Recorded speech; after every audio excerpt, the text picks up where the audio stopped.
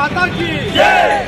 पाकिस्तान मुर्दाबाद, पाकिस्तान मुर्दाबाद, पाकिस्तान माता की जय।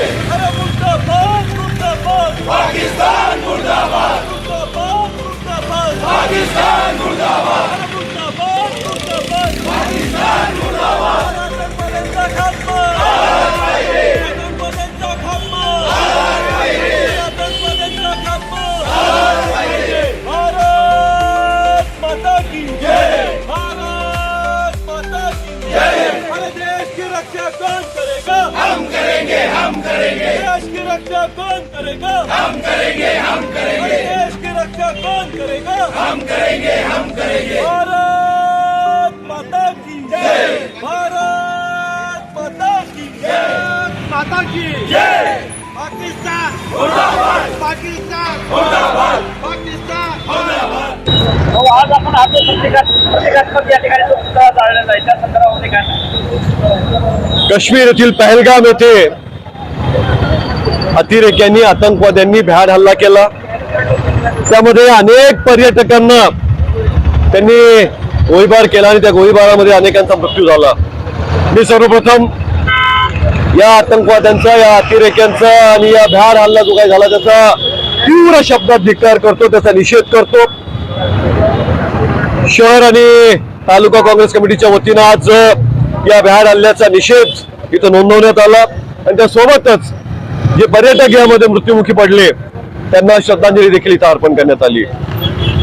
आम्ही पुन्हा एकदा या भ्याड हल्ल्याचा तीव्र शब्दात धिक्कार करतो, निषेध करतो। अशा पद्धतीने हे अमानवीय कृत्य झाले, मानवतेला काळिमा फासणारे हे कृत्य झाले। त्यामुळे कुठल्याही परिस्थितीत ज्यांनी हे कृत्य केलं त्यांना धडा शिकवलाच गेला पाहिजे आणि आम्ही भारत सरकारला तशी विनंती करतो की ज्याही पद्धतीने असेल या भ्याड हल्ल्याचा निषेध त्यांनी केला पाहिजे, याच्यावर कारवाई केली पाहिजे आणि जीही कारवाई भारत सरकार करेल त्यामागे देशवासीय म्हणून आम्ही सगळे ठामपणे त्यांच्या मागे आहोत। खरं तर सुरुवातीला प्रश्न असा पडतो की हे अतिरेकी भारतात आले कसे?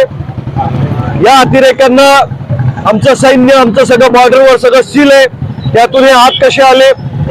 हल्ला त्यांनी कसा केला? त्यांना शस्त्र कुठून मिळाले आणि तिथून ते परत कसे जाऊ शकले? याचाही निश्चितपणे चौकशी याची झाली पाहिजे आणि जे कोणी दोषी असतील त्यांच्यावर कठोर कार्यवाही झाली पाहिजे। आज सर्व भारतवासीय या घटनेमुळे एक आहेत। कुठेतरी यामध्ये आपापसातले मतभेद विसरून, धर्म, जात, पंथ सगळे भेद विसरून आज सगळे इथे एकत्र आहेत आणि भारत सरकारच्या पाठीमागे आहेत।